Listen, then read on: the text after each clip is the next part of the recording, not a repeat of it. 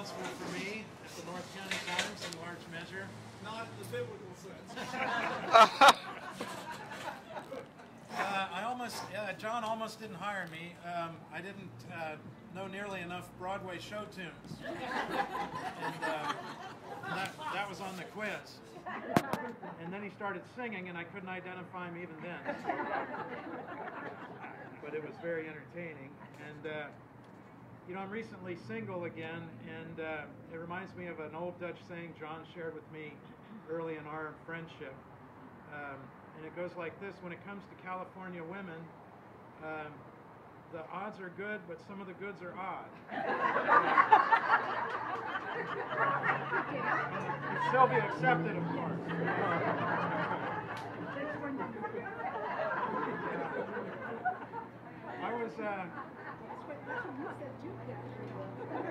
I was two cubicles over when these two were secretly dating, by the way. And no, you guys all had this together. I'm one of the people who broke the story. So yeah. But John was a tough editor. He's now tough enough to be Sylvia's personal trainer, I understand. Yeah, I think so too. But I've also seen him weep over a dangling participle. So he's a softie after all. And but one of the things, when you endure a tough editor as a writer, one of the things you ask yourself is, I wonder if this guy's all talk or whether he can do this thing.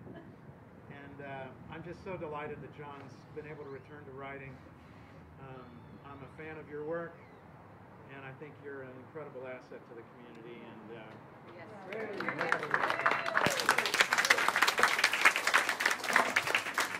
I love you both. Happy birthday.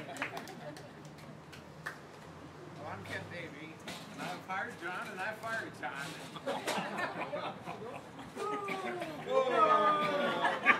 I hired him back too, and as Bradley has said, all the good ones come back. And John, I hope that you're right. 20 years from now, I hope we're having a birthday party here or over there or someplace, and you're still writing, and I'm still reading. Thank you. Thank you very much.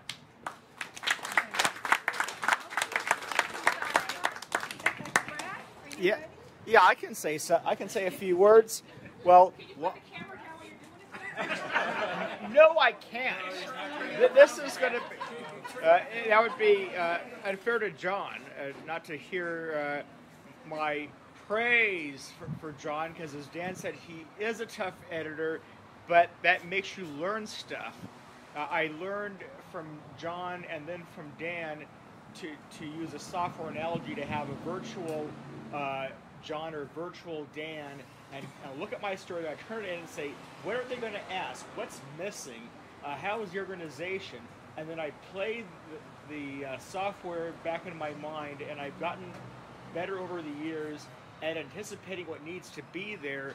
And so I can, so even if John is, although he's not my editor today, I still have that virtual John tape in my head, so I can run it and make sure I get everything there that's needed. Oh, that's and good. So thank you, John.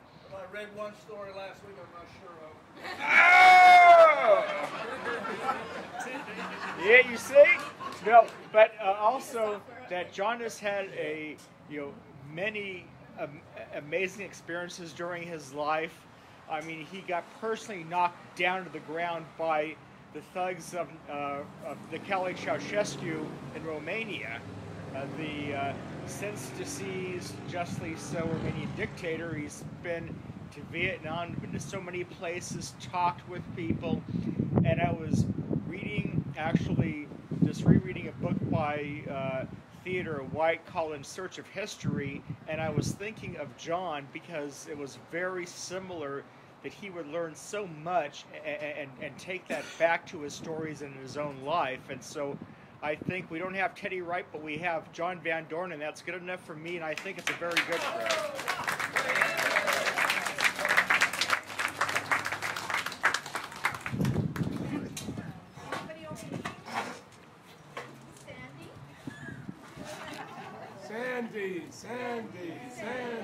Sandy.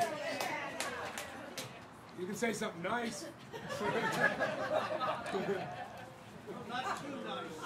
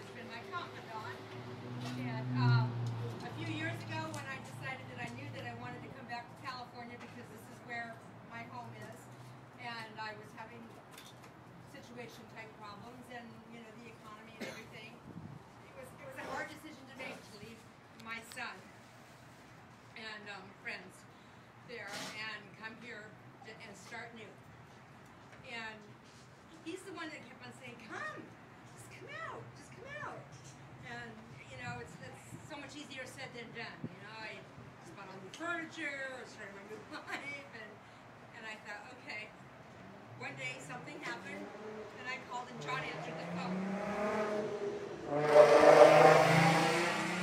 Not a Harley. And I told John the situation, and as much as I talked to my mom, I spoke to John Thursday day. And when he said come that day,